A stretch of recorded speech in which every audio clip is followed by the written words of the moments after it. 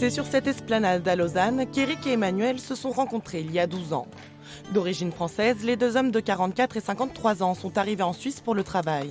En 2013, le couple assiste ému à l'adoption du mariage pour tous en France.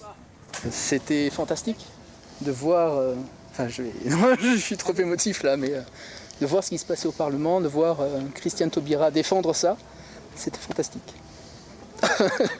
C'est une très très bonne nouvelle le jour où c'est arrivé, de pouvoir se dire on a le choix, on a la liberté. C'est nous qui décidons et pas la société qui décide pour nous. 3 ans plus tard, Éric et Emmanuel décident de prononcer leurs vœux, entourés de leurs proches, et se marient en France.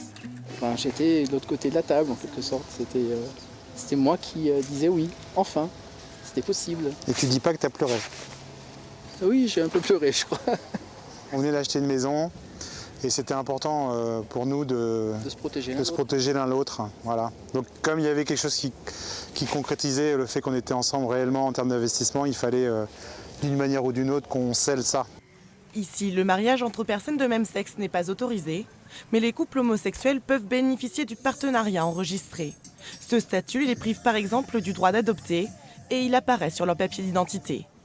Conséquence, Éric et Emmanuel ne sont pas officiellement mariés en Suisse. C'est frustrant d'avoir à justifier auprès de quelqu'un qu'on est réellement marié. C'est-à-dire que pour nous, le fait qu'un maire ou un adjoint au maire nous ait dit vous pouvez embrasser le marié, ça voulait dire quelque chose, c'était un acte fort, le fait d'être marié. Et quand on revient ici, qu'on vous dit mais vous êtes sûr que vous êtes marié, etc., je ne sais pas comment le traduire, etc. Voilà, c'est étonnant. En cas de oui au référendum sur l'adoption du mariage pour tous, leur union serait alors officiellement reconnue en Suisse, un moment qu'ils attendent avec impatience. C'est une évidence, ça devait arriver, donc ça arrive aujourd'hui, tant mieux. Ça aurait pu arriver plus tôt. Je crois qu'ils ont mis beaucoup de temps à mûrir la question et maintenant il est temps. Dimanche, les Helvètes sont appelés à se prononcer sur le mariage pour tous. Selon les sondages, le oui devrait l'emporter. L'occasion pour le couple de célébrer leurs 5 ans de mariage et d'enfin fêter officiellement leur union en Suisse.